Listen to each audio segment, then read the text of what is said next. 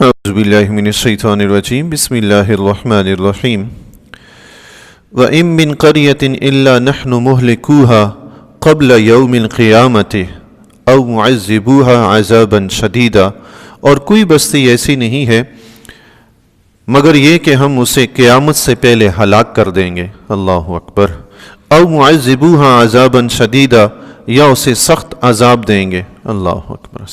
قیامت سے پہلے دنیا میں جتنی بھی بستیاں ہیں، رب نے فرمایا ہم ہر ایک بستی کو ہلاک کر دیں گے، یعنی مٹا دیں گے، تباہ کر دیں گے، اللہ اکبر۔ اس کی تباہی کی وجہ کیا ہوگی جی؟ کفر اور معاصی، گناہ، اللہ کی نافرمانی۔ تو جہاں اللہ کی نافرمانی ہوگی، گناہ عام ہوں گے، اللہ تعالیٰ ایسی بستیوں کو ہلاک کر دے گا، اللہ اکبر۔ ہم تو کسی کی ایک غلطی برداشت نہیں کرتے جی، دو نہیں کرتے، زیادہ سے زیادہ دو کر لیں گے، تیسری نہیں کرتے ہیں جی۔ اللہ تبارک و تعالیٰ تو بے شمار ہماری غلطیاں معاف کرتا ہے، لیکن جب کوئی اہل بستی حد سے گزر جاتے ہیں نا، تو پھر رب کی طرف سے حکم ہوتا ہے پکڑ کا جی، ورنہ دو چار کیا ہزارہ غلطیاں دن میں انسان کرتا ہے، وہ پروردگار نہیں پوچھتا، اتنا حلیم ہے، اللہ اکبر، بردبار ہے، معاف کر دیتا ہے۔ لیکن جب کوئی حد سے گزر جاتا ہے تو پھر رب کی طرف سے حکم ہوتا ہے۔ حضرت عبداللہ بن مسعود رضی اللہ تعالیٰ عنہ سے روایت ہے کہ جس بستی میں زنا اور سود کثرت سے ہوگا، اللہ تعالیٰ اس بستی کے ہلاک کرنے کا حکم دے دیتا ہے، اللہ اکبر۔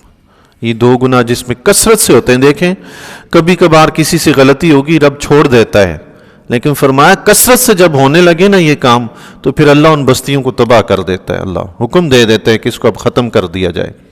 یاد رکھیے جی، نیکیاں اللہ کے فضل و کرم سے بہار کی مانند ہے اور گناہ خزاں کی مانند ہے۔ جو شخص اپنے گھر میں نیکیوں کی بہار لے آئے، انشاءاللہ اس کے گھر میں خوشیوں کی بھی بہاریں آئیں گی، اور جو شخص اپنے گھر میں گناہوں کی خزاں لے کر آتا ہے نا، تو وہاں پریشانیوں کی خزاں ڈیرے ڈال لیتی ہے۔ یہ تو ہمارے اپنے ہاتھ میں ہوا نا کہ گھر میں خوشیوں کی بہار آئے گی یا پریشانیوں کی برسات، تو پھر ہمارے اپنے ہاتھ میں ہوا۔ ہم اپنے آپ کو نیکیوں میں لگا دیں تو اللہ کے فضل و کرم سے انشاءاللہ گھر میں بھی خوشیوں کی بہار ہوگی۔ یاد رکھیے جی، نیکیوں کے فائدے بھی ہیں، گناہوں کے نقصانات بھی ہیں۔ امام غزالی رحمۃ اللہ تعالیٰ علیہ فرماتے ہیں، عالم شخص وہ ہے جو گناہوں کے نقصانات سے آگاہ ہو جائے، اللہ اکبر۔ عالم وہ ہے جو گناہوں کے نقصانات سے جس پر واضح ہو جائیں۔ پتہ چلا جو جتنے زیادہ گناہوں کے نقصانات جانتا ہے وہ اتنا بڑا عالم ہے، سبحان اللہ۔ امام غزالی رحمۃ اللہ تعالی علیہ نے بڑے پتے کی بات فرمائی ہے، جو گناہوں کے نقصان سے آگاہ ہو جائے وہ عالم ہے، سبحان اللہ۔ ظاہر ہے آپ جانتے ہیں جی، جس چیز کے نقصان کا پتہ چل جائے انسان اس سے اسی وقت بچتا ہے، جس کے نقصان کا پتہ ہی نہ ہو انسان اس سے بچ بھی نہیں پاتا۔ زہر ہے نا، زہر اس کا پتہ ہے کہ کھائی تو مر جائیں گے، اس لیے اس کے قریب بھی کوئی نہیں جاتا۔ تو یوں ہی گناہوں کے نقصانات کا بھی پتہ چل جائے نا کہ یہ گناہ کیا تو اس پہ میرا دنیاوی یہ نقصان ہے، اخروی یہ نقصان ہے، بندہ تو گناہوں کے قریب بھی نہ پھٹکے جی۔ اللہ تعالی ہمیں یہ علم عطا فرمائے، سبحان اللہ، جو ہمیں گناہوں کے نقصانات سے آگاہ کر دے جی۔ علم جو ہے وہ روشنی کی مانند ہے، اور جہالت جو ہے نا وہ اندھیرے کی مانند ہے۔ ظاہر آپ دیکھتے ہیں کہ اندھیرے میں رات کو چلتے ہوئے بچھو، سانپ، یہ نقصان دہ چیزیں نظر نہیں آتی، کبھی بھی کوئی بھی چیز دھس سکتی ہے، اور دن کے اجالے میں تو ہر چیز واضح نظر آتی ہے، انسان روشنی میں ہر چیز دیکھ لیتا ہے، اپنے آپ کو بچا لیتا ہے۔ تو علم اس نور کی مانند ہے جو ہر قسم کی نقصان دہ چیز دکھا دیتا ہے۔ اللہ ہمیں یہ علم حاصل کرنے کی توفیق عطا فرمائے۔ گناہوں کے بے شمار نقصانات ہیں جی، ابھی جیسے عرض کی کہ جس بستی میں زنا اور سود عام ہو جائے تو اللہ اس کی ہلاکت کا حکم دے دیتا ہے کہ اس کو برباد کر دیں۔ حضرت عیسیٰ علیہ السلام غالباً یا کوئی اور نبی تھے، ایک بستی سے گزرے، وہاں دیکھا تو ہر طرف لے لہاتے کھیت ہیں، بڑی خوبصورت بستی ہے، باغ و بہار ہے ہر طرف ہیں جی، سبحان تیری قدرت، ایسا منظر پیش کر رہی ہے وہ بستی جیسے کوئی جنت دنیا میں ہو ہیں جی، سبحان اللہ۔ تو عیسیٰ علیہ السلام وہاں سے گزر گئے، کچھ عرصے کے بعد دوبارہ عیسیٰ علیہ السلام کا وہاں سے گزر ہوا۔ اس بستی کے نہ تو وہ لے لہاتے کھیت ہیں، نہ وہ ہر طرف پھلدار درخت ہیں، نہ وہ چشمے، نہ وہ نہریں، ویران سی بستی ہے، اجاڑ سا علاقہ ہے۔ تو عیسیٰ علیہ السلام نے وہاں بستی میں رہنے والوں سے پوچھا کہ یہ کیا ماجرا ہے؟ پہلے تو یہ جنت کا سا نظارہ پیش کر رہی تھی، اب کیا ہوا، یہ اجڑ کیوں گئی ہے؟ تو بستی والوں نے کہا، یا نبی اللہ، آپ صحیح فرما رہے ہیں، ہماری بستی جنت کی سی تھی، لیکن ایک شخص بے نمازی یہاں سے گزرا، اس کی نحوست کی وجہ سے ہماری بستی کی بہار جو تھی خزاں میں بدل گئی، یہ بستی اجڑ گئی. اللہ اکبر. بے نمازی گزرا وہاں سے، جس کے گھر میں بچے بے نمازی، بیوی بے نمازی، خود بے نمازی، بہن بھائی بے نمازی، سارا گھر بے نمازی، پھر ہم کہتے ہیں پریشانیاں کیوں آئی؟ یاد رکھیے جس گھر میں نماز نہیں پڑھی جاتی، جو شخص نماز نہیں پڑھتا، پریشانیاں اس کا مقدر ہوتی ہیں. ایسا نہیں ہے کہ بندہ جناب نماز بھی نہ پڑھے تو دنیا کی ساری خوشیاں.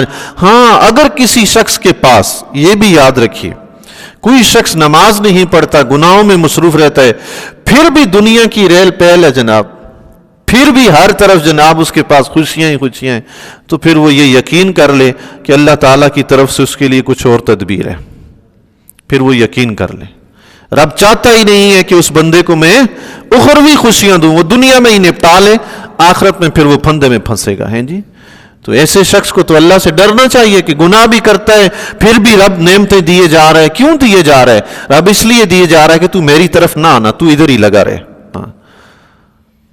اگر بے نمازی ہونے کے باوجود بھی نعمتوں کی برسات ہے تو اللہ کا خوف کھائے کہ یہ اللہ کی خفیہ تدبیر ہے کہ بندے کو توبہ و استغفار کرے، تب اللہ نیکی کی توفیق دے گا. جی، اللہ تبارک و تعالی ہمیں گناہوں سے بچنے کی توفیق عطا فرمائے.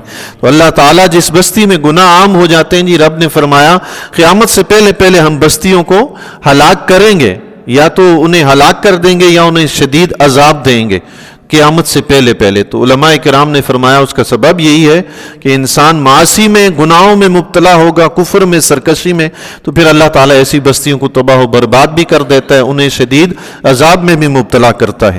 کان ذالک فی الکتاب مستورا، یہ کتاب میں لکھا ہوا ہے، یہ تقدیر میں لکھ دیا گیا ہے، جس بستی میں گناہ عام ہوں گے اس بستی کو برباد کر دیا جائے گا. اللہ اکبر. اللہ تعالیٰ ہمیں اپنے گھروں کو بھی نیکیوں سے سنوارنے کی توفیق عطا فرمائے. وَمَا مَنَعَنَا أَن نُرْسِلَ بِالْآيَاتِ، اور ہمیں ایسی نشانیاں بھیجنے سے یوں ہی باز نہیں رہے، إِلَّا أَن كَذَّبَ بِهَا الْأَوَّلُونَ، مگر یہ کہ انہیں پہلے لوگوں نے جھٹلایا. اس آیت کا شان نزول یہ ہے، کفار مکہ حضور علیہ الصلوۃ والسلام سے فرمائشیں کرتے تھے، یہ کوہ صفا جو ہے، صفا پہاڑی، یہ آپ سونے کی بنا دیں، اور باقی جو بیاب و گیا یہ پہاڑ وغیرہ ہیں تو ان کو آپ یہاں سے ہٹا کے دور کر دیں، یہ کھلا میدان بن جائے تاکہ ہم کھیتی باڑی کریں، اگر آپ نبی ہیں تو ایسا کریں. تو اللہ تعالیٰ نے فرمایا ہمارے کرنے میں کچھ دیر نہیں لگتی، یہ کام ہم اس لیے نہیں کر لے کہ ہم جانتے ہیں کہ تم سے پہلے جو تھے نا وہ بھی یوں ہی معجزے مانگتے تھے، اور جب اللہ کے نبی ان کو معجزے دکھاتے تھے پھر وہ انکار کر دیتے تھے. تو پھر ہمارا طریقہ یہ جاری رہا ہے کہ ہم نے انہیں دنیا میں چھوڑا ہی نہیں، برباد کر دیا، ہلاک کر دیا. علماء کرام نے، مفسرین نے لکھا ہے جب انہوں نے یہ مطالبہ کیا تو اللہ تعالیٰ نے جبریل علیہ السلام کو حضور علیہ الصلوۃ والسلام کے پاس بھیجا. فرمایا حبیب اگر آپ چاہیں تو جو یہ معجزہ مانگ رہے ہیں ان کو دکھا دیا جائے، اور اگر آپ چاہیں تو ان پر رحمت کی جائے اور ان کو چھوڑ دیا جائے، کیونکہ جب یہ نشانیاں دکھائی جائیں گی ایمان نہیں لائیں گے تو ہلاک کر دیے جائیں گے، اور اگر آپ کہیں تو ان کو مہلت دے دی جائے. حضور علیہ الصلوۃ والسلام نے عرض کی میرے مولا ان کو مہلت عطا فرما. سبحان اللہ، میرے رب ان کو مہلت عطا فرما، ورنہ رب کے ہاں کون سی دیر تھی کرنے میں. اللہ اکبر. رب نے فرمایا حبیب اگر انہوں نے پھر بھی نہ مانا تو پھر ان کو دنیا سے نیست و نابود کر دیں گے، اب آپ بتائیں مہلت دیں یا نشانیاں دکھائیں؟ حبیب نے عرض کی مولا مہلت دے دے. سبحان اللہ. کتنا ستاتے تھے کافر، مگر حضور علیہ الصلوۃ والسلام پھر بھی ان کی بھلائی تلاش کیا کرتے تھے، بھلائی سوچا کرتے تھے. اللہ. وَآتَيْنَا ثَمُودَ النَّاقَةَ مُبْصِرَةً فَظَلَمُوا بِهَا، اور ہم نے سمود کو، قوم سمود کو اونٹنے کا معجزہ دکھایا آنکھیں کھولنے والا، تو انہوں نے اس پر ظلم کیا. اللہ تعالیٰ نے یہ بھی بتا دیا کہ جو نشانیاں تم مطالبے کر رہے ہو نا، حضور علیہ الصلوۃ والسلام نے بہت سے معجزات دکھائے، مگر یہ ان کا مطالبہ تھا، خواہشی تھا، چاہتی معجزہ تھا کہ ایسا کیا جائے. رب نے یہ نہیں دکھایا، چونکہ جو معجزہ مانگ کر لیا جاتا ہے نا پھر اس بات کو پورا ہی نہ کیا جائے تو پھر رب کا عذاب آتا ہے، اس لیے یہ معجزہ ان کو دکھایا نہیں. لیکن رب نے ساتھ آگاہ بھی کر دیا کہ قوم سمود کی طرف دیکھو، انہوں نے اپنے نبی صالح علیہ السلام سے معجزہ مانگا تھا کہ اس پہاڑ سے اونٹنی نکال کے دکھا دیں، اور اونٹنی نکلتے ہی بچہ بھی جن دے. ایسی اونٹنی نکالیں جو نکلتے ہی بچہ بھی جنے، ہم آپ پر ایمان لے آئیں گے۔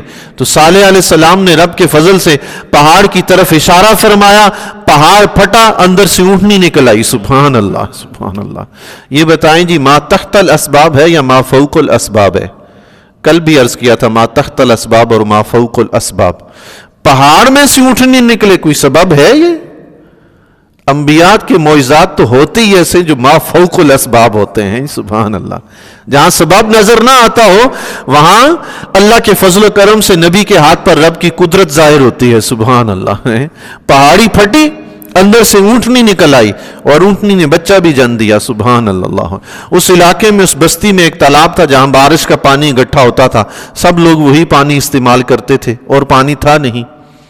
جو بھی ندی نالے آس پاس کے تھے وہ سارے آ کر اس تالاب میں گرتے، وہاں پانی جمع ہوتا۔ تو حضرت صالح علیہ السلام نے فرمایا یہ معجزے کی اونٹنی ہے، عام اونٹنی نہیں ہے۔ پہاڑی میں سے بھی بلا اونٹنیاں نکلی ہیں کیا؟ یہ اللہ تعالیٰ نے اپنے نبی کے ہاتھ سے نکلوائی ہے تو پھر یہ ہے بھی سب سے وکھری، سب سے جدا، اس کے کام بھی سب سے جدا ہوں گے۔ کام کیا جدا تھے جی؟ حضرت صالح علیہ السلام نے فرمایا یہ تالاب کے ایک دن پانی آپ پئیں گے، ایک دن یہ پیے گی، تو تم نے تالاب کے قریب بھی نہیں آنا۔ تو خدا کی قدرت دیکھیں، وہ اکیلی اونٹنی ایک دن پورے تالاب کا پانی پی جایا کرتی تھی، اللہ سارے تالاب کا پانی پی جاتی۔ اور اس اونٹنی کی برکت بھی آپ دیکھیں، اللہ کی بھیجی ہوئی اونٹنی تھی نا، سبحان اللہ، نبی کے ہاتھ سے نکلی ہوئی اونٹنی تھی نا، کتنی سیانی تھی۔ مفسرین نے لکھا ہے وہ روزانہ صبح اور شام ہر گھر پہ، ہر دروازے پہ جاتی، وہ گھر والے اپنا دودھ اس اونٹنی کا دوتے، اپنے برتن بھر لیتے، جب وہ بھر لیتے تو یہ چل کر اگلے گھر پہ چلی جاتی۔ سبحان اللہ۔ کس نے سکھایا تھا اس اونٹنی کو؟ گھر گھر جا کر دودھ دینا ہے۔ سبحان تیری قدرت میرے مولا۔ ہر گھر میں یوں وہ چکر لگاتی تھی، صبح بھی اور شام بھی۔ جب گھر والے اپنے برتن بھر لیتے تو اونٹنی دوسرے گھر میں چلی جاتی تھی۔ سبحان اللہ اللہ اکبر۔ لیکن وہ ایک دن کا تالاب کا پانی پورا پی جاتی تھی، اس سے قوم پریشان ہوئی کہ بھئی یہ ایک دن ہمیں انتظار کرنا پڑتا ہے پانی کا۔ تو ان ظالموں نے اس اونٹنی کو قتل کر دیا ہے جی۔ اور اس اونٹنی کو قتل کیا چونکہ یہ رب سے معجزہ مانگا ہوا تھا اللہ کے نبی سے، تو یہ عام اونٹنیوں کی طرح تو پیدا نہیں ہوئی، پہاڑ پھٹ کے نکلا ہے، معجزہ تھا۔ تو جب انہوں نے اس اللہ کے نبی کے معجزے کے ساتھ یہ سلوک کیا تو اللہ تبارک و تعالیٰ نے بھی قوم سمود کو ہلاک کر دیا دنیا سے۔ اللہ اکبر۔ تو رب نے مکہ والوں کو بتایا تمہیں تمہاری فرمائشی معجزے جو تم مانگ رہے ہو نا، نشانیاں فرمائشی، یہ اس لیے نہیں دکھائی جا رہی تاکہ تمہاری جان بچ جائے، ہاں، ورنہ تم بھی دنیا سے رخصت ہو جاؤ گے۔ وَمَا نُرْسِلُ بِالْآيَاتِ إِلَّا تَخْفِيفًا، اور ہم ایسی نشانیاں نہیں بھیجتے مگر ڈرانے کو، ایسی نشانیاں جو بالکل بظاہر نظر ہی نہ آتا ہو کہ یہ کام ہو سکتا ہے۔ تو رب فرمایا ہم وہ نشانیاں بھی دکھا دیتے ہیں، ڈرانے کو دکھاتے ہیں، یعنی دنیا والوں دیکھ لو جو رب تمہارے سامنے یہ کام کر سکتا ہے وہ تمہیں ہلاک و برباد بھی کر سکتا ہے، اس سے ڈرو، اس سے ڈرو۔ اللہ تبارک و تعالی ہمیں اپنی ذات سے ڈرنے اور اپنی رحمت کی امید رکھنے کی توفیق عطا فرمائے۔